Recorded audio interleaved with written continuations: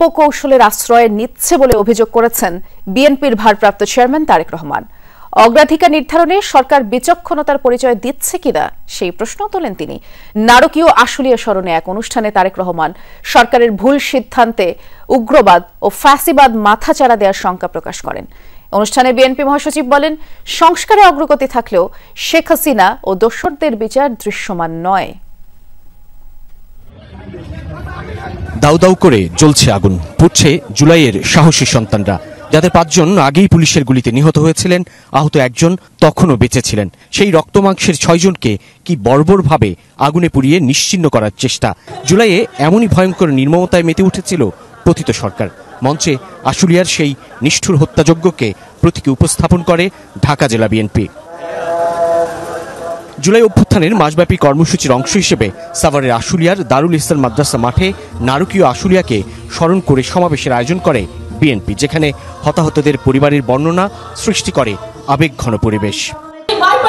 আমি সবার কাছে বলে যেতে চাই, আপনারা কেউ সাথ দেবেন না এই হাসিনাকে, আপনারা কেউ সাথ দেবেন না। এই হাসিনাকে আসলে মাটিতে হাজির করতে হবে। শেখ হাসিনা বারবার মৃত্যুর প্রতিশোধ চাইছে, মৃত্যুর প্রতিশোধ নিয়ে আমাদের ছেলের রক্ত ঝরাইছে, আর কিছুই না। আমার সন্তান বাবা বাবা করে ডাকে, আমি তাকে সামনে এনে দিতে পারি না। আমি যদি তাকে সন্তান না দিই, যে তোমার বাবা না বেড়া দেশে চলে গেছে, তিনি একজন শহীদ। সমাবেশে বিএনপি মহাসচিব বলেন, ভারতে বসে বিভিন্ন অডিও বক্তব্যে আবারও বাংলাদেশে বিশৃঙ্খলা সৃষ্টির চেষ্টা করছেন শেখ হাসিনা, তাই বিচার বিলম্বের সমালোচনা করেন তিনি। এমন কোনো কিছু করবেন না যাতে আবার গণতন্ত্র ব্যাহত হয়। রাজনৈতিক দলগুলোর কাছে আমাদের সেটাই আহ্বান থাকবে। আমাদের আহ্বান থাকবে যে ছোটখাটো বিষয়গুলো নিয়ে এমন অবস্থা তৈরি করবেন না যে অবস্থায় আবার সেই ফ্যাসিস্ট হাসিনা কোনো সুযোগ পায় দেশে ফিরে আসার। প্রধান অতিথির বক্তব্যে বিএনপির ভারপ্রাপ্ত চেয়ারম্যান তারেক রহমান বলেন, কয়েকজন মানুষের কাছে রাষ্ট্রীয় ক্ষমতা তুলে দিতে 1.5 দশকের আন্দোলন কিংবা অভ্যুত্থান ঘটেনি। জনগণ রাষ্ট্র সংস্কারে নিজেদের অধিকার প্রতিষ্ঠায় নিজের জীবন উৎসর্গ করেছে। জনগণ রাষ্ট্র এবং সরকারে নিজেদের অধিকার প্রতিষ্ঠা করার জন্যই স্বৈরাচার বা ফ্যাসিবাদকে হটিয়েছে, জীবন উৎসর্গ করেছে। সুতরাং সরকারে যখন যারাই থাকুক, কেউ সরকার পরিচালনা করতে চাইলে তাদেরকে অবশ্যই নাগরিকদের কথা শুনতে হবে। তারেক রহমান বলেন, জনগণের ক্ষমতায়নের রাজনীতি প্রতিষ্ঠার মাধ্যমে শহীদদের আকাঙ্ক্ষিত বাংলাদেশ গড়ে তুলতে চায় বিএনপি। বলেন, ফ্যাসিবাদী অপশক্তি রাষ্ট্র রাজনীতিতে পুনর্বাসিত হবার জন্য ওত পেতে রয়েছে। সরকারের যে কোনো ভুল সিদ্ধান্তে দেশে গণতন্ত্রের উত্তরণের যাত্রা পথকে সংকটে ফেলে দিতে পারে। দেশে ফ্যাসিবাদ, উগ্রবাদ, চরমপন্থা মাথাচাড়া দিয়ে উঠতে পারে। কাজেই এই ব্যাপারে আমাদের সকলকে, বিশেষ করে অন্তর্বর্তীকালীন সরকারকে অত্যন্ত সতর্ক থাকতে হবে, থাকা প্রয়োজন। ক্ষমতা এলে আশুলিয়ায় হতাহতদের স্মরণে স্মারক নির্মাণে আশ্বাস দেন তারেক রহমান। অনুষ্ঠানে বিএনপির পক্ষ থেকে ক্রেস্ট ও আর্থিক সহায়তা প্রদান করে সম্মান জানানো হয় শহীদ পরিবারগুলোকে। একটি পিকআপ, জ্বলন্ত সেই সব পোড়াদেহ আর আত্মচিৎকার ঠিক গেল বছরের 5 আগস্টে যেন স্মরণ করল ঢাকা জেলা বিএনপি, যেখানে 5 আগস্টে সেই আন্দোলনকালীন সময়টায় নৃশংসভাবে নির্মমভাবে পুলিশের ভ্যানে পুড়িয়ে হত্যা করা হয় 6 জনকে। বিএনপি এই কর্মসূচি থেকে বলছে, গেল 16 বছর ধরে দলটি যে নিপীড়ন নির্যাতনের শিকার হয়েছে কিংবা ভয়াবহ দমনপীড়নের মধ্য দিয়ে গিয়েছে, তারই যেন এক ধরনের প্রতিচ্ছবি ফুটে উঠেছিল জুলাই অভ্যুত্থানে।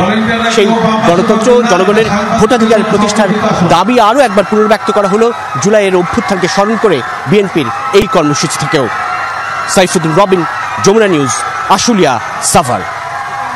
এনসিপি আগামীতে ক্ষমতায় গেলে চাঁদাবাজ ও নৈরাজ্য সৃষ্টিকারীদের প্রতিহত করা হবে বলেছেন জাতীয় নাগরিক পার্টির আহ্বায়ক নাহিদ ইসলাম। বিকেলে নরসিংদীতে পৌরসভা গেট এলাকায় পথসভায় অংশ নেন এনসিপি নেতারা। সেখানে নাহিদ ইসলাম বলেন, জুলাই অভ্যুত্থান নিয়ে যদি কেউ ষড়যন্ত্র করলে তা শক্ত হাতে প্রতিহত করা হবে। এর আগে বিকেলে জেলখানা মোড় থেকে পদযাত্রা বের হয়। দুপুরে নরসিংদী ক্লাবে গণ অভ্যুত্থানে হতাহতদের পরিবারের সাথে সাক্ষাৎ করেন দলের শীর্ষ নেতারা, স্বজনদের খোঁজ খবর নেন।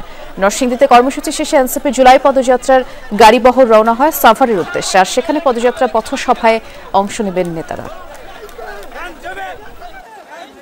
ভূমিদস্যুরা রয়েছে, সন্ত্রাসীরা রয়েছে, চাঁদাবাজ রয়েছে, আমরা তাদেরকে বিতাড়িত করতে চাই। আগামীর সংসদে, আগামীর বাংলাদেশে জাতীয় নাগরিক পার্টির জয় জয়কার হবে। ৩৯টি আসনের সীমানা পুনর্নির্ধারণের খসড়ায় নীতিগত অনুমোদন দিয়েছে নির্বাচন কমিশন। ছোট বড় সংশোধনের প্রস্তাব করেছে কারিগরি কমিটি। আর গাজীপুর জেলায় বাড়ছে একটি আসন, বাগেরহাটে একটি কমছে। দুপুরে নির্বাচন ভবনে সীমানা পুনর্নির্ধারণ সংক্রান্ত বিশেষায়িত কারিগরি কমিটি কমিশনের কাছে সুপারিশ জমা দেয়।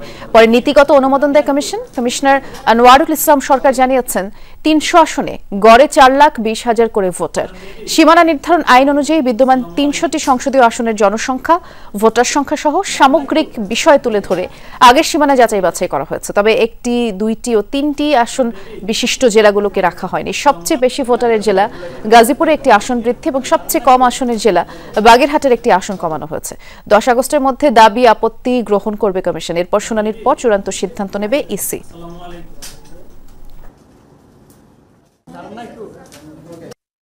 এক আসন বিশিষ্ট জেলা যেটি, সেটিকে ভাঙার আর কোনো সুযোগ নাই। এটাকে দুইটা করলে ন্যাশনাল অ্যাভারেজ 4,20,000 চেয়ে অনেক কমে যায়।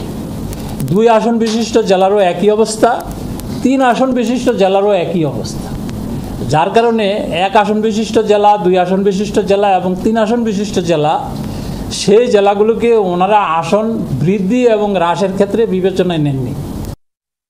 চলছে রাজনৈতিক দলগুলোর সাথে জাতীয় ঐকমত্য কমিশনের দ্বিতীয় পর্যায়ের 22তম দিনের আলোচনা, যেখানে এখন পর্যন্ত প্রাধান্য পেয়েছে সংসদে নারী প্রতিনিধিত্ব ও জুলাই সনদের বাস্তবায়ন। বিকেলের বিরতিতে রাজনৈতিক দলের প্রতিনিধিরা নারী আসন বৃদ্ধির ব্যাপারে নিজেদের সম্মতির ব্যাপারে জানান। এছাড়া জুলাই সনদের আইনি ভিত্তি প্রতিষ্ঠার ব্যাপারেও জোর দেন তারা। এর আগে সূচনা বক্তব্যে কমিশনের সহ সভাপতি ডক্টর আলী রিয়াজ আগামীকালের মধ্যে সব সিদ্ধান্তের ব্যাপারে জানানোর আশাবাদ ব্যক্ত করেন।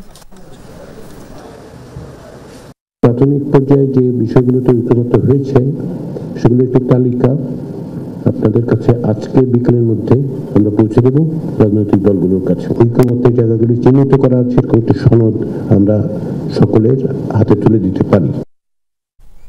অন্তর্বর্তীকালীন সরকারকে তাদের এক্সিট পলিসি নিয়ে ভাবনার পরামর্শ দিয়েছেন অর্থনীতিবিদ ডক্টর দেবপ্রিয় ভট্টাচার্য। বলেছেন, যতটুকু সংস্কার না করলেই নয়, সেটুকুই করে বাকি কাজ সংসদের জন্য রেখে দেওয়া উচিত। এছাড়া অন্যান্য বিশিষ্ট নাগরিকরা সরকারকে সংস্কারের নামে সময় ক্ষেপণ না করার পরামর্শ দেন। আর বিএনপির স্থায়ী কমিটির সদস্য আব্দুল মঈন খান বলেছেন, সংস্কারের অধিকার কেবল নির্বাচিত সরকারের। ডেমোক্রেসি ডায়াসের আয়োজনে রাজধানীর একটি হোটেলে গণতান্ত্রিক উত্তরণ, অন্তর্বর্তীকালীন সরকারের মেয়াদ, সংখ্যানুপাতিক নির্বাচন শীর্ষক সেমিনার, যেখানে অংশ নেন শিক্ষাবিদ, সাংবাদিক, ব্যবসায়ী ও বিভিন্ন রাজনৈতিক দলের সদস্যরা। এই সরকারের অধীনে নির্বাচনটা কিভাবে নিরপেক্ষ হবে?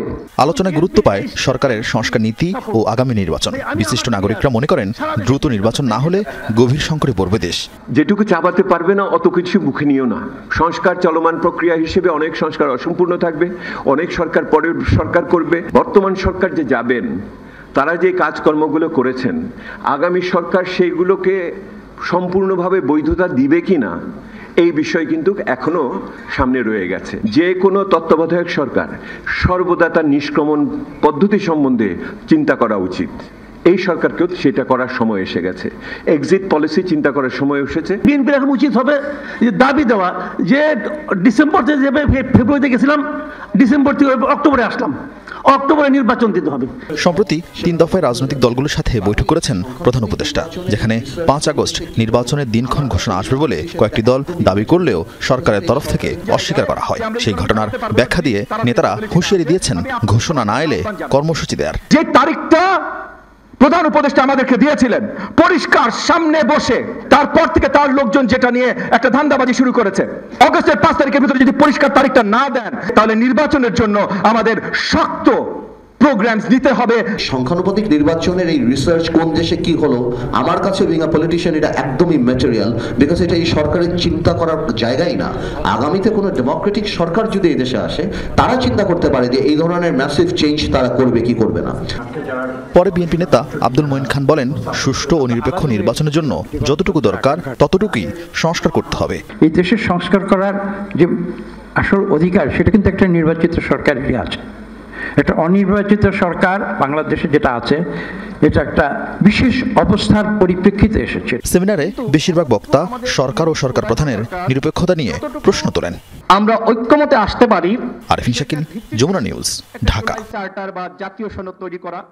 পুঁজিবাজারে বন্ড ইস্যুতে প্রতারণা এবং জালিয়াতির দায়ে ক্ষমতাচ্যুত প্রধানমন্ত্রী শেখ হাসিনার উপদেষ্টা সালমান এফ রহমানকে 100 কোটি এবং ছেলে শায়ান এফ রহমানকে 50 কোটি টাকা জরিমানা করেছে সিকিউরিটি অ্যান্ড এক্সচেঞ্জ কমিশন। একই সাথে তাদেরকে পুঁজিবাজারে আজীবনের জন্য অবাঞ্ছিত ঘোষণা করা হয়েছে। কমিশন সভায় সাবেক চেয়ারম্যান অধ্যাপক শিবলি রুবাইয়াতকেও আজীবনের জন্য অবাঞ্ছিত ঘোষণা করা হয়। Sreepur township green zero coupon bond ইস্যুতে বড় ধরনের অনিয়ম, জালিয়াতি এবং প্রতারণার প্রমাণ পেয়েছে পুঁজিবাজার অনুসন্ধান এবং তদন্ত কমিটি। কোম্পানি নিবন্ধনের কিছুদিনের মধ্যেই বন্ড ইস্যুর আবেদন করে শ্রীপুর টাউনশিপ। 2023 সালের জুনে 1500 কোটি টাকা অভিহিত মূল্যে এবং 1000 কোটি টাকা ইস্যু মূল্যে এই বন্ডের অনুমোদন দেয় নিয়ন্ত্রক সংস্থা। বন্ডটি শ্রীপুর টাউনশিপ ইস্যু করলেও আইএফআইসি আমার বন্ড নামে বিজ্ঞাপন প্রচার করা হয়। এর মাধ্যমে ধোঁকা দেওয়া হয়েছে বিনিয়োগকারীদের, যা বড় ধরনের প্রতারণা বলে মনে করে বিএসইসি। এ কারণে এর সাথে সম্পৃক্ত সালমান এফ রহমান, ছেলে শায়ান এফ রহমান সহ জড়িতদের বিরুদ্ধে ব্যবস্থা নেওয়া হয়েছে কমিশন সভায়। এই যে প্রচার আইএফআইসি আমার বন্ড, এটা বিনিয়োগকারীদেরকে প্রতারিত করেছে। এই প্রচারণায় যারা প্রভাবিত করেছে তাদের বিরুদ্ধে এটা ব্যবস্থা নেওয়া হয়েছে। এফআইসি ব্যাংক পিএলসি এর তৎকালীন চেয়ারম্যান মিস্টার সালমান ফজলুর রহমানকে 100 কোটি টাকা অর্থদণ্ডে দণ্ডিত করা এবং পুঁজিবাজারে আজীবন অবাঞ্ছিত ঘোষণা করার সিদ্ধান্ত হয়েছে। Sreepur township green zero coupon বন্ডের বিষয়ে আরও তদন্ত করার কথা জানিয়েছে বিএসইসি। আইন লঙ্ঘনের প্রমাণ পেলে কোম্পানি এবং জড়িতদের বিরুদ্ধেও ব্যবস্থা নেওয়ার কথা জানিয়েছে নিয়ন্ত্রক সংস্থা। যে বন্ড ইস্যু হলো, টাকা নিল, কোথায় ব্যবহার করছে, প্রজেক্ট ইত্যাদি, এর সাথে আমার ট্রাস্টি আলাদা কার কি ভূমিকা ছিল, সেগুলো কিন্তু আরো তদন্ত হবে, সেইগুলোর ভিত্তিতে ব্যবস্থা নেওয়া হবে। বেক্সিমকোর 3000 কোটি টাকার গ্রিন সুকুক বন্ডের অনুমোদনের ক্ষেত্রেও ব্যাপক অনিয়মের প্রমাণ পেয়েছে তদন্ত কমিটি। বন্ড অনুমোদনে ক্ষমতার অপব্যবহার করায় বিএসইসির সাবেক চেয়ারম্যান অধ্যাপক শিবলি রুবায়তুল ইসলামকে পুঁজিবাজারে আজীবনের জন্য এবং কমিশনার শেখ শামসুদ্দিন আহমেদকে 5 বছরের জন্য অবাঞ্ছিত ঘোষণা করা হয়েছে। সুকুকের বিষয়েও শুধুমাত্র একটা অংশ এখানে এসছে যে এটা অনুমোদন প্রক্রিয়ায় যে অনিয়ম ছিল সেই সংক্রান্ত সিদ্ধান্তটা হয়েছে। বিএসইসির তৎকালীন চেয়ারম্যান অধ্যাপক শিবলি রুবায়তুল ইসলাম পুঁজিবাজারে আজীবন অবাঞ্ছিত ঘোষণা করা এবং তৎকালীন কমিশনার ডক্টর শেখ শামসুদ্দিন আহমেদ 5 বছরের জন্য পুঁজিবাজারে অবাঞ্ছিত ঘোষণা করা। বেক্সিমকোর গ্রিন সুকুক বন্ডের বিষয়ে বিস্তারিত তদন্তের সিদ্ধান্ত হয়েছে কমিশন সভায়। অনিয়ম এবং আইন লঙ্ঘনে জড়িতদের বিরুদ্ধে কঠোর ব্যবস্থা নেওয়া হবে বলে জানিয়েছে নিয়ন্ত্রক সংস্থা। আলমগীর হোসেন, যমুনা নিউজ, ঢাকা। ভুয়া প্রতিষ্ঠানের নামে ঋণ নিয়ে ইসলামী ব্যাংকের 950 কোটি টাকা আত্মসাতের অভিযোগে নাবিল গ্রুপের চেয়ারম্যান আমিনুল ইসলাম সহ 30 জনের বিরুদ্ধে মামলা করেছে দুর্নীতি দমন কমিশন। তাদের বিরুদ্ধে অর্থ পাচারের অভিযোগও আনা হয়েছে। এদিকে ইউসিবি ব্যাংকের 15 কোটি টাকা আত্মসাতের অভিযোগে সাবেক ভূমিমন্ত্রী সাইফুজ্জামান সহ 28 জনের বিরুদ্ধে মামলা করেছে সংস্থাটি। বাংলাদেশের ভোগ্যপণ্যের অন্যতম ব্যবসায়ী নাবিল গ্রুপ রাজশাহী কেন্দ্রিক ব্যবসা হলেও ব্যাংক লুটেরা এস আলম গ্রুপের ঘনিষ্ঠতার সুবাদে পতিত আওয়ামী লীগ আমলে আলোচনায় আসে গ্রুপটি। সে সময় ইসলামী ব্যাংক থেকে প্রায় 7000 কোটি টাকা হাতিয়ে নেওয়ার অভিযোগ ওঠে তাদের বিরুদ্ধে। নামে বেনামে ঋণ নেয় 13,500 কোটি টাকা। এরপরও ছিল ধরাছোঁয়ার বাইরে। তবে শেখ হাসিনার পতনের পর গ্রুপটি ঋণ জালিয়াতির অনুসন্ধানে টাস্ক ফোর্স গঠন করে দুদক। এ সংক্রান্ত তদন্ত টিমের অনুসন্ধানে উঠে আসে এস আলমের দখল করা ইসলামী ব্যাংক থেকে ঋণের নামে হাজার হাজার কোটি টাকা আত্মসাতের অভিযোগের সত্যতা। দুদক বলছে ভুয়া প্রতিষ্ঠানের নামে ঋণ নেওয়ার অভিযোগে নাবিল গ্রুপের বিরুদ্ধে প্রথম দফায় 950 কোটি টাকা আত্মসাতের অভিযোগে মামলা করা হয়েছে। নাবিল গ্রুপ অব ইন্ডাস্ট্রিজের কর্ণধার এবং ব্যবস্থাপনা পরিচালক জনাব আমিনুল ইসলাম ওরফে স্বপনের সম্পর্কীয় মামা এবং তার কর্মচারী, এই কর্মচারীদের নামে মার্কেট মাস্টার অ্যানালাইজার নামেও ভুয়া প্রতিষ্ঠান খুলে এবং এই প্রতিষ্ঠানের অনুকূলে ক্রয় বিক্রয় দেখিয়ে 950 কোটি টাকা ঋণ ব্যাংক থেকে অনুমোদন করিয়ে উক্ত অর্থ স্থানান্তর, রূপান্তর এবং হস্তান্তর করার অপরাধ প্রমাণিত হয়েছে। অন্যদিকে ইউসিবি ব্যাংক থেকে কাগজীয় প্রতিষ্ঠানের নামে 15 কোটি টাকা তুলে নেওয়ার অভিযোগে মামলা হয়েছে সাবেক ভূমিমন্ত্রী সাইফুজ্জামান সহ 28 জনের বিরুদ্ধে। কর্মচারীকে মালিক সাজিয়ে হস্তান্তর করা হয় এই টাকা। আরামিড সিমেন্ট ও আরামিড থাই অ্যালুমিনিয়াম লিমিটেডের ব্যাংক হিসাবে ঋণের অর্থ আনয়নপূর্বক মানি লন্ডারিং অপরাধ সংগঠনের অপরাধে জনাব সাইফুজ্জামান চৌধুরী, তার স্ত্রী রুকমিলা জামান সহ মোট 28 জন কর্মকর্তার বিরুদ্ধে মামলা রুজুর সিদ্ধান্ত গৃহীত হয়েছে। এদিন অতিরিক্ত পুলিশ সুপার নাজমুল হাসান ফিরোজের বিরুদ্ধে মামলা হয়েছে 2.25 কোটি টাকার অবৈধ সম্পদ অর্জনের অভিযোগে। সম্পদের হিসাব চাওয়া হয়েছে তার পরিবারের সদস্যদেরও। এছাড়া রিমান্ডে জিজ্ঞাসাবাদ করা হয়েছে নারায়ণগঞ্জের 2,500-এর ব্রাহ্মণদী ইউনিয়ন পরিষদের চেয়ারম্যান লাখ মিয়াকে। তার বিরুদ্ধে 14,000 কোটি টাকার অস্বাভাবিক লেনদেনের অভিযোগ। রাজীব আহমেদ, যমুনা নিউজ, ঢাকা। এলাকাবাসী টাকা তুলে আব্দুর রাজ্জাক রিয়াদকে নোয়াখালী থেকে ঢাকায় পাঠিয়েছিল উচ্চশিক্ষার জন্য। হতদরিদ্র বাবা মা আগের মতোই আছে, কিন্তু রাতারাতি বদলে গেছে রিয়াদের জীবন। অভাব অনটনের সংসারে হঠাৎ অতি সচ্ছলতা। 1 বছরে টিনের ঘরের জায়গায় উঠেছে পাকা দালান। গুলশানের চাঁদাবাজির মামলায় গ্রেফতারের পর মঙ্গলবার রাতে রিয়াদের ঢাকার বাসা থেকে পুলিশ উদ্ধার করেছে 2,25,00,000 টাকার চেক।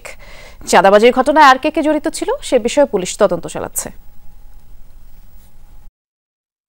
গুলশানে আওয়ামী লীগের সাবেক সংসদ সদস্য শাম্মী আহমেদের বাসায় চাঁদাবাজির অভিযোগ ওঠে সম্মিলিত বেসরকারি বিশ্ববিদ্যালয় শাখার যুগ্ম আহ্বায়ক আব্দুর রাজ্জাক রিয়াদ ও বাংলাদেশ গণতান্ত্রিক ছাত্র সংসদের যুগ্ম আহ্বায়ক জানে আলম অপুর বিরুদ্ধে।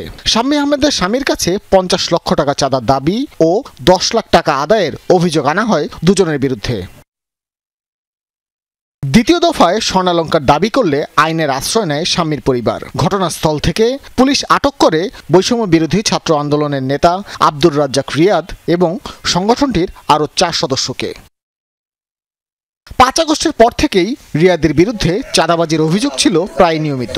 বছর না ঘুরতেই নোয়াখালীর গ্রামের বাড়িতে টিনের ঘর ভেঙে তোলা হয় পাকা দালান। ব্যাপক পরিবর্তন আসে চলাফেরা আর আচরণে। রাতারাতি এমন উত্থানে হতবাক তার এলাকার লোকজন। গত 8-9 মাসের ভিতরে সে যেমন আলাউদ্দিনের চেরাগের মতো সে ফুরফুর করে সামনের দিকে এগিয়ে যাচ্ছে, ঘর দরজা করছে, জায়গা জমি করতেছে, ব্যাংক বিলিজ আছে। সে কোথায় খাইছে সেটা আমরা জানি না। এবং আমাদের যে গর্বের বিষয়টা ছিল তারা নিয়ে সে তো আমাদের এই গর্বটারে বিলীন করে দিচ্ছে। তো সে ছেলেটি মেধাবী ছিল এবং এলাকা বিদ্যাবানদের সহযোগিতা সে পড়াশোনা করেছে, দারিদ্র পরিবার থেকে সে বেড়ে ওঠা।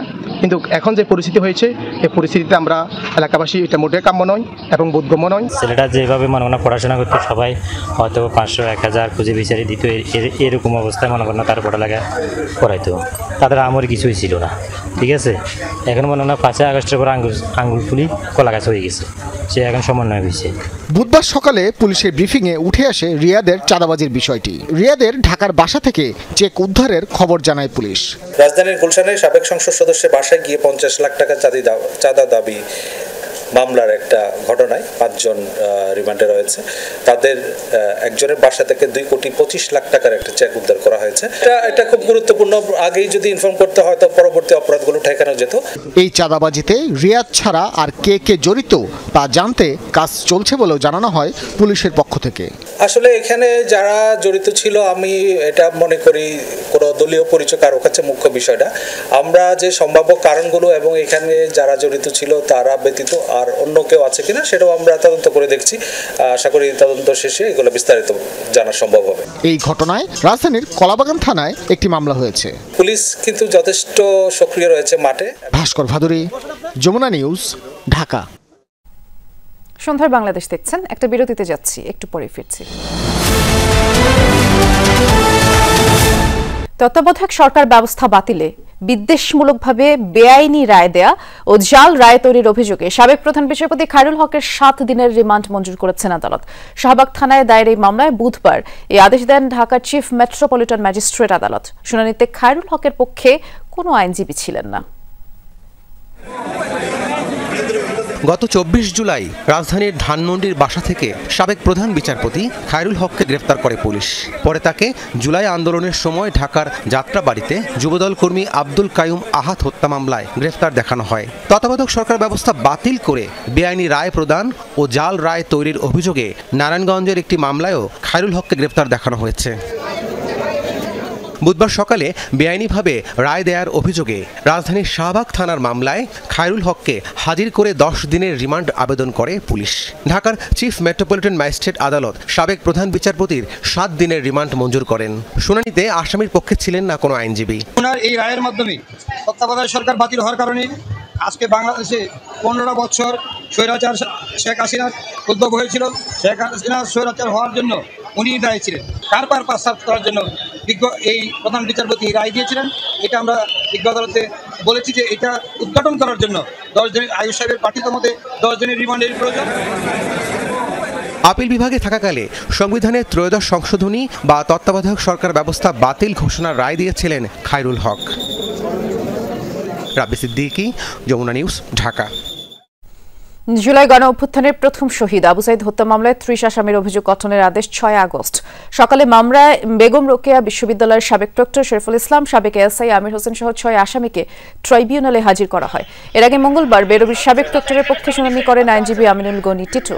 এই মামলায় অব্যাহতির আবেদন করেন আসামি পক্ষের আইনজীবীরা। নিজেদের নির্দোষ দাবি করেন আসামিরা। এদিন ট্রাইব্যুনালে আসামি পক্ষের শুনানির বিপরীতে বক্তব্য তুলে ধরেন প্রসিকিউশন। তবে গণমাধ্যমকে জানানো হয় অভিযুক্তদের বিরুদ্ধে তথ্য প্রমাণ রয়েছে প্রসিকিউশন কাছে।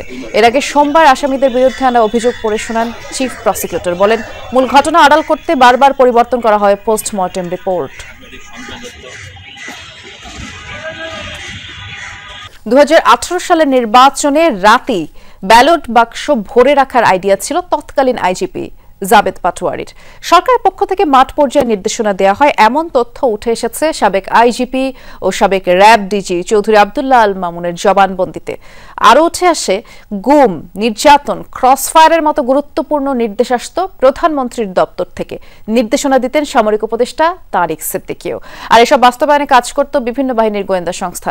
গত মার্চে সিএমএম আদালতে দেয়া এক জবানবন্দিতে এসব তথ্য জানান সাবেক আইজিপি চৌধুরী আব্দুল্লাহ আল মামুন। বলেন দীর্ঘদিন গুম থাকা ব্যারিস্টার আরমানকে রাখা হয় র্যাবের টিএফআই সেলে। আর এসব বিষয়ে তাকে পরে জানায় সাবেক আইজিপি বেনজির আহমেদ। তাকে সব জেনে কোনো ব্যবস্থা নিতেও পারেননি বলে জানান চৌধুরী আব্দুল্লাহ আল মামুন। ডিসেম্বরের আগে নির্বাচন হলে অংশগ্রহণ করবেন খালেদা জিয়া, এমনটা বলেছেন বিএনপির ভাইস চেয়ারম্যান আব্দুল আউয়াল মিন্টু। দুপুরে ফেনীর গ্র্যান্ড সুলতান কনভেনশন হলের একটি অনুষ্ঠানে অংশ নেন তিনি। বলেন লন্ডনের তারেক রহমানের সাথে অন্তর্বর্তীকালীন সরকারের যৌথ বিবৃতিতে আস্থা রাখছে বিএনপি। সুষ্ঠু নির্বাচন হলে বিএনপি বিজয়ী হবে। আরও বলেন দেশের বর্তমান অবস্থা বিবেচনায় ফেব্রুয়ারির আগেই নির্বাচন হয়ে যেতে পারে। যদি ডিসেম্বরের ভিতরে নির্বাচন হয় আশা করি আমাদের দলের নেত্রী ম্যাডামও কিন্তু নির্বাচন করবে। নারায়ণগঞ্জের 2500-এ বিএনপি কার্যালয়ের ভাড়া চাওয়ায় দলেরই কর্মী দোকান মালিক জাহাঙ্গীরকে পিটিয়ে হত্যার অভিযোগ উঠেছে নেতাকর্মীদের বিরুদ্ধে। সকালে মাহমুদপুরের শালমদি বাজারে এই ঘটনা। নিহতের ছেলে রাসেল জানিয়েছে নিহত জাহাঙ্গীর ভূঁইয়া নিজেও একজন বিএনপি কর্মী। 5 আগস্টের পর বিএনপির পার্টি অফিস করার জন্য তার কাছ থেকে 2টি দোকান ভাড়া নেন মাহমুদপুর ইউনিয়ন বিএনপির সাবেক সভাপতি তোতা মেম্বার। কিন্তু গত 10 মাস ধরে জাহাঙ্গীরকে কোনো ভাড়া তিনি দেননি। আজ আবারও ভাড়া চাইতে গেলেই কথা কাটাকাটি হয় তোতা মেম্বারের সাথে। এরই জেরে তোতা মেম্বারের ছেলে, ভাতিজা সহ 10 থেকে 12 জন মিলে জাহাঙ্গীরকে মারধর করে। পরে হাসপাতালে নেওয়া হলে চিকিৎসক মৃত ঘোষণা করেন। তোতা মেম্বারের 2 ছেলে, একজন হচ্ছে খোকন আর একজন হচ্ছে রাসেল। আরো হয়তো এদের ছেলে পেলে ছিল। গতকাল নাকি এই ঘরে এটা বন্ধ করতে গেছে, ভাড়া বন্ধ আছে, আমরা ঘর পাইছে। আমরা গরিব মানুষ, আমরা ভাড়া দিবি, আমরা ভাড়া দেওয়ার সাথে আমরা ঘর পাইছে। এটা নাকি সাদা খাওয়া দিয়েছিল, ঠিক সেই মুহূর্তে তাকে ঘরের ভিতরে নিয়ে সেটাই হত্যা করে। একটা অভিযোগ ইতিমধ্যে আমাদের আড়াইহাজার থানায় দেওয়া হয়েছে। আমরা আসামিদের গ্রেপ্তারের জন্য অভিযান চালাচ্ছি। শান্তিপূর্ণভাবে ইজতেমা আয়োজনে তাবলিগের 2 গ্রুপের দ্বন্দ্ব বিবাদ মেটানোর উদ্যোগ নিয়েছে সরকার। আর সেই লক্ষ্যে 2 গ্রুপের প্রতিনিধি নিয়ে 7 সদস্যের কমিটি গঠন করা হচ্ছে বলে জানিয়েছেন ধর্ম উপদেষ্টা।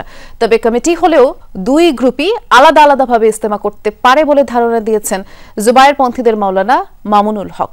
অন্যদিকে সাতপন্থীরা কাকরাইল মসজিদ ও টঙ্গী মাঠে তাদের দীর্ঘদিনের অধিকার ফিরে পেতে চান।